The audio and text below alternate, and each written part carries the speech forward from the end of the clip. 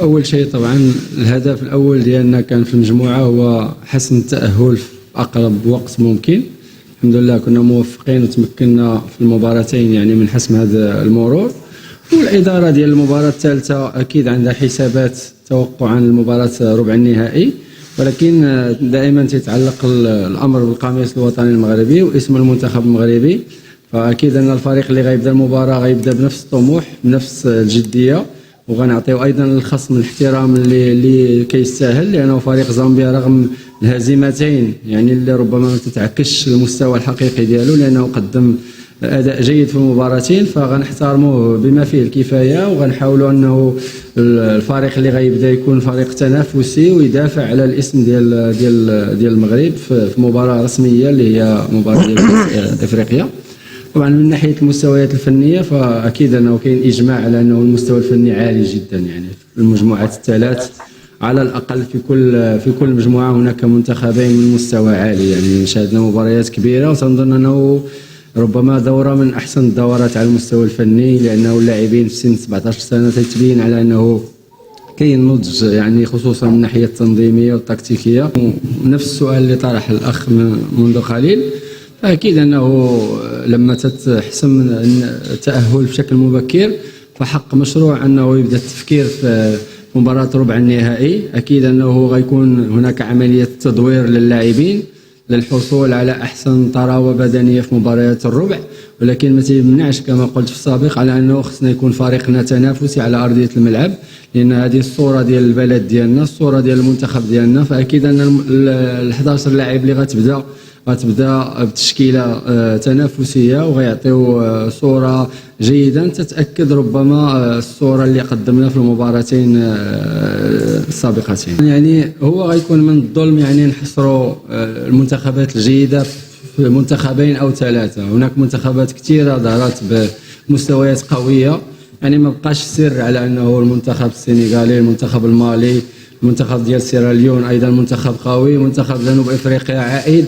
طبعا المنتخب النيجيري اللي هو كلاسيكي. يعني يعني هي مجموعه موسعه ديال 5 ولا 6 فرق اللي ممكن توصل لنهايه البطوله وتفوز باللقب. تبقى التدبير ديال المباريات، الحاله البدنيه للمنتخبات، وايضا عوامل اخرى منها ايضا الحظ، منها التوفيق في بعض فترات المباريات. طبعا بالنسبه لمباراه ربع النهائي حنا مركزين في مباراه الغد، لانه باقي ما تبينش شكون المتاهل من المجموعه الاولى، باقي مباراه اليوم فباقي ما كاينش متاهل. تركيزنا حنا في مباراه الغد، فيما بعد غنكونوا خدنا فكره على الخصم ونستعدوا له بما يستحق من الاحترام، شأنه شأن المنتخبات الاخرى. لان حتى يوم غد رغم انه مباراه زامبيا ما غتغير حتى شي حاجه عندنا، لكن حنا مطالبين باحترام الخصم ونكونوا جادين في التعامل مع السلام عليكم ورحمه الله تعالى وبركاته. اذا في هذا الفيديو ان شاء الله غادي نشوفوا القراءه اللي دار المدرب المغربي سعيد الشيبه، اللي دار المقابلات اللي دازوا لا سواء مع المنتخب جنوب افريقيا ولا المنتخب ديال نيجيريا، واللي كان سجل فيهم المنتخب الوطني يعني نتيجتين ايجابيتين. النتيجه الاولى كان انتصر ب2-0 على جنوب افريقيا، والنتيجه الثانيه كان ربح يعني كذلك ب1-0 مع المنتخب ديال نيجيريا.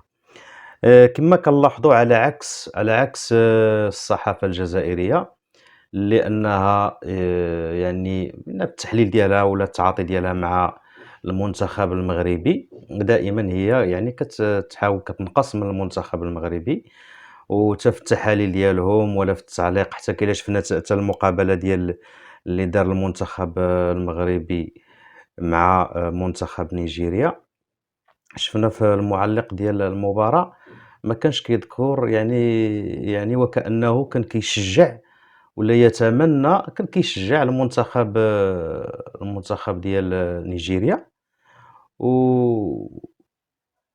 وكان يعني يتأسف بعض المرات في بعض اللقطات، كيتأسف على ضياع بعض الفرص ديال المنتخب نيجيريا. وباين يعني كنا كنشوفوا يعني كنا كنتفرجوا في الماتش كنلاحظوا كنشوفوا بأنه يعني وكأنه يتمنى الخسارة للمنتخب الوطني. كذلك في بعض النقاشات والتحاليل يعني في البرامج ديال الرياضية اللي كيديروا في القنوات ديالهم، بعض القنوات كانوا في التحاليل ديالهم ما كيذكروش المنتخب الوطني المغربي، ما كيقولوش المنتخب الوطني المغربي، كيقولوا المنتخب الخصم، وكأن المنتخب المغربي يعني جاي من شي كوكب آخر، وهذا الشيء هذا يعني كيثير الاستغراب ديال المغاربة كاملين، كيثير الاستغراب ديالنا. هذا من جهة، من الجهة الثانية أنه المدرب سعيد الشيبة يعني بالحنكة ديالو والتجربة ديالو يعني بالتحليل المنطقي ديالو، ولا كذلك الأجوبة ديالو على الأسئلة ديال الصحفيين، والأجوبة يعني كانت بلباقة واحترام. كذلك عنده واحد التحليل منطقي لكل المباريات اللي خاضها المنتخب الوطني المغربي، لا سواء مع المنتخب ديال جنوب إفريقيا ولا المنتخب ديال نيجيريا. في التحليل ديالو كما لاحظتوا أنه يعني قال للصحافة أنه كيحترم جميع المنتخبات، ما كاينش منتخب ضعيف ومنتخب قوي، يعني جميع المنتخبات الإفريقية يعني كتستحق الاحترام، وخاص أنه المنتخب الوطني المغربي تعامل مع كل مباراة على حدة يعني بجميع المعطيات ديالها بالظروف ديالها. كذلك أنه يعني بيّن على واحد انطلاقًا يعني من التحليل ومن من الإجابات ديالو على الأسئلة ديال الصحافة، أنه واحد الإنسان يعني مكوّن، عنده واحد الثقافة رياضية، وكذلك بيّن على من خلال أنه يعني الأجوبة ديال الأسئلة كما قُلت أنه كيتقن 3 ديال اللغات. وهذا على عكس ديال المدربين المدرب ديال الجزائر، المنتخب الوطني ديال الجزائر، أنه رجّع ولا برّر الخسارة ديال المنتخب الجزائري، برّرها أنه المنتخب ديال السنغال يعني عندهم واحد البنية مورفولوجية يعني قوية، وهذاك الشيء علاش ما استطاعوش المنتخب الجزائري أنهم يعني يجيبوا واحد النتيجة، وجعلهم أنهم يخسروا يعني بهاديك النتيجة الثقيلة ديال 3-0. حتى القنوات الرسمية الرياضية من المحللين الرياضيين راه شفنا حتى في كأس العالم، كأس العالم أنه يعني لا حول ولا قوة إلا بالله كانوا كيتمناو كاع الخسارة للمنتخب الوطني. هاد الشي اللي كاين، ونشوفكم في شي فيديو آخر إن شاء الله بحول الله.